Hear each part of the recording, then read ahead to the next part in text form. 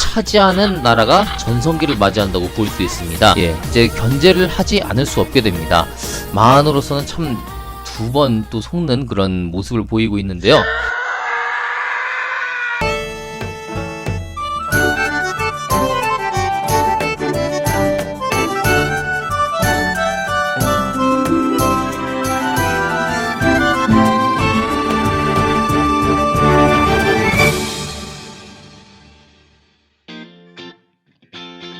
여러분 안녕하세요. 왕조중심 꿀국사 여러분과 함께할 저는 꿀이에요. 꿀이. 자, 지지난 시간에 고구려 그리고 지난 시간 신라에 이어서 이번 시간 이제 백제 건국에 대해서 함께 알아보려고 합니다. 지금 계속 이제 삼국시대부터 우리 역사를 쭉 시작을 하면서 삼국의 건국부터 살펴보고 있는데요. 자, 이제 두 나라를 살펴봤으니까 이제 마지막으로 백제에 대해서 이 어떻게 나라가 형성이 되었는지 한번 알아보도록 하겠습니다.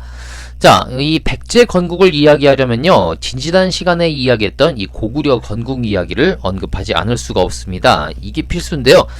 잠깐 복습하는 의미에서 고구려 동명성왕의 가계도를 다시 한번 들여다보도록 할게요. 자, 고구려 동명성왕에게는 두 명의 부인이 있었습니다. 원래 동부여 시절 때 있었던 부인은 조강지처는 바로 이 예시 황후였죠. 예시 부인이었고요. 이 아들 유리가 있었습니다. 그런데 이 주몽 동명성왕이 처음에 동부여에서 나와 이 졸본에 나라를 건국할 당시에는 이 둘을 데리고 오질 못했습니다. 워낙 이제 그 형들의 시기를 받아서 급박하게 내려오는 바람에 그냥 혼자서, 아니 혼자가 아니라 이제 몇몇 부하들을 이끌고 졸본으로 내려오게 됐죠. 근데 와가지고 이제 처음부터 나라를 세우고선 내가 왕이다 하기는 어렵습니다.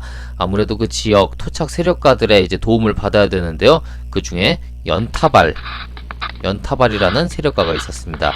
그 연타발의 딸이었던, 당시 아들이 둘이나 딸려 있었던 과부였던 이 소선호와 함께 결혼을 하고 이곳에서 왕으로서의 인생을 시작하게 됩니다. 자, 이 소선호는 집안의 모든 것을 바쳐서 주몽에게 헌신을 했죠. 인맥이면 인맥, 또 뭐 자원, 뭐 여러가지 뭐 돈이라든지 이 모든 것들을 다 바쳤습니다. 뭐 집안에 들고 있던 군사들도 다 바쳤겠죠. 이렇게 해서 주몽을 도와서 초기 고구려를 성장시키는데 커다란 공을 세웠습니다. 하지만 이 동명성왕은 죽을 때가 되니까 그 옛날 동부여에 두고 왔던 처자식이 보고 싶은 겁니다.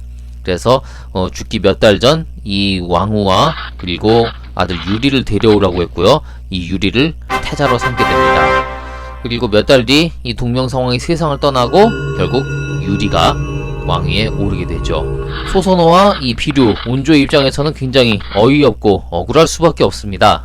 자, 그동안 평생을 다 바쳐서 헌신을 했는데 결국 헌신짝처럼 이렇게 버려지게 되죠. 그렇다고 이 졸본 땅에 계속 남아있을 수는 없었습니다. 이 유리왕이 굉장히 무서운 사람이었거든요. 왕권 강화를 위해서 자신의 측근들까지도 제거하는 사람인데 당연히 이 유리왕의 손에 죽었을 겁니다. 소선호와 비류, 온조는 또 자신의 세력들, 자신을 따르는 백성들을 데리고 이곳 졸본 땅을 뜨게 됩니다. 자, 졸본을 떠난 소선호와 또 비류, 온조 형제는 이곳을 떠나서 쭉쭉 내려와서 드디어 마한 땅에 이르게 됩니다. 자, 지난 시간에 제가 마한, 그 사만에 대한 이야기를 잠깐 했었는데요. 자, 당시 사만, 마한, 지난 변환이 있었지만 세 나라의 세력이 대등하지 않았다고 했죠. 마한이 이 전체를 다 지배하는 그런 형식이었습니다. 뭐 왕까지 다 임명을 하고 또 진안과 변환에서는 매년 공물을 바쳤고요. 한강 이남 지역이 마한의 나라라 해도 이렇게 과언이 아니다라는 이야기를 지난번 신라의 건국에서 잠시 다뤘습니다. 자, 이 마한 땅까지 오게 됩니다. 소선호와 비류, 온조가 이 마한 땅에 정착을 하게 됐는데요. 이 여기 지금 보시면 이제 한강이 써있죠. 한강유역까지 오게 됩니다. 한강에 접한 하남 위례성에 도읍을 하고 나라를 세우게 되죠. 자, 이 한강유역에 대해서 중요성을 잠깐 설명을 드리자면은 사실 소선호와 뭐 비류, 온조가 쭉 이제 내려오면서 저희 가면 한강이 있어, 한강이 굉장히 좋은데야 하고선 그걸 다 알고 내려오진 않았을 겁니다. 하지만 이 한강이 얼마나 중요하냐면은 훗날 이제 삼국의 역사를 배우시다 보면은 이 한강을 차지하는 나라가 전성기를 맞이한다고 볼 수 있습니다.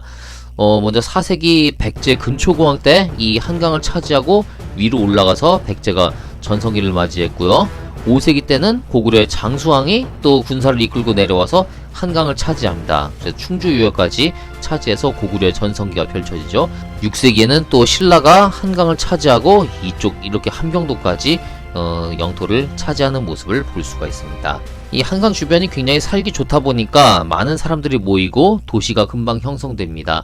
당연히 물자의 그 교류도 많을 것이고요. 나라의 도읍지로 하기에 딱 좋은 곳입니다. 지금 서울 땅이죠. 또 한반도 위아래로도 다 통할 수 있고요. 또 이쪽에 한강이 나가는 쪽이 서해로 연결이 됩니다. 그래서 중국과의 교역에도 상당히 유리한 그런 이점을 가지고 있습니다. 어찌되었든 소선호와 또 비류, 온조 형제는 아주 좋은 곳에 자리를 잡게 된 겁니다. 자, 그런데 여기가 어디라고 했죠? 마한 땅이라고 했습니다. 뭐 빈 땅이 아니었어요. 마한의 입장에서는 이제 모르는 사람들이 내려온 건데 마한은 이들에게 이 한강 유역을 차지하고 살게 해줍니다.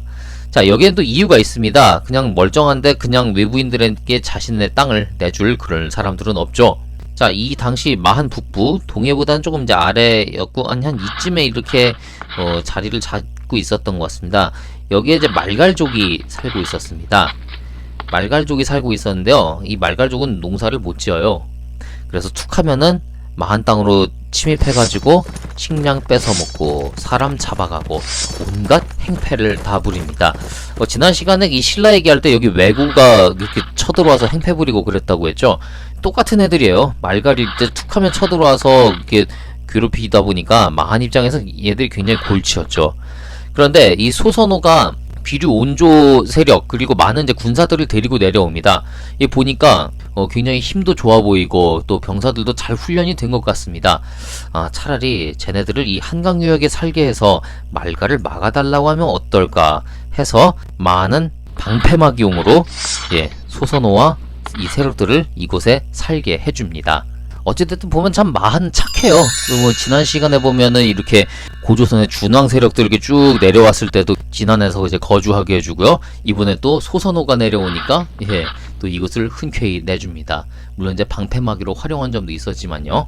자, 이때가 바로 BC 18년 고구려에서는 2대 유리왕이 즉위하던 그때였습니다. BC 18년이었고요.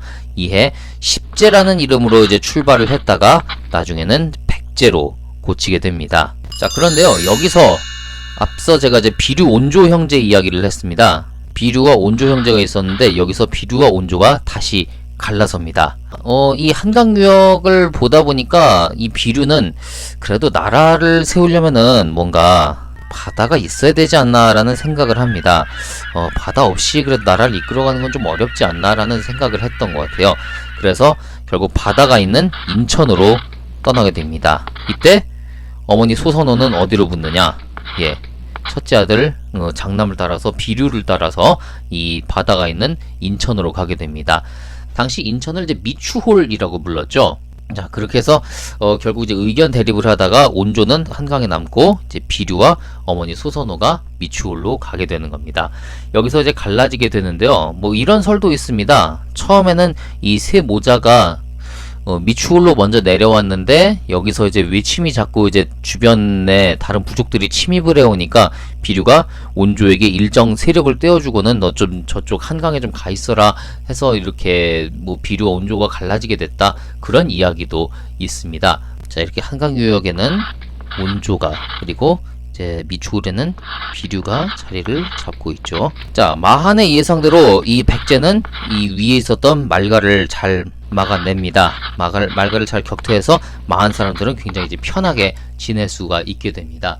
그런데 문제는 이 마한에 있던 백성들이 우리 원래 있었던 마한보다 저 백제가 더 강하네? 그러면서 백제를 신뢰합니다.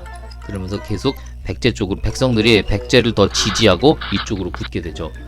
자, 이렇게 되면 마한은 뭐가 되겠습니까? 마한은 땅 내줬더니 잘못하면 허수아비가 되게 생겼습니다. 오히려 백제는 마한으로부터 더 서서히 독립을 하죠.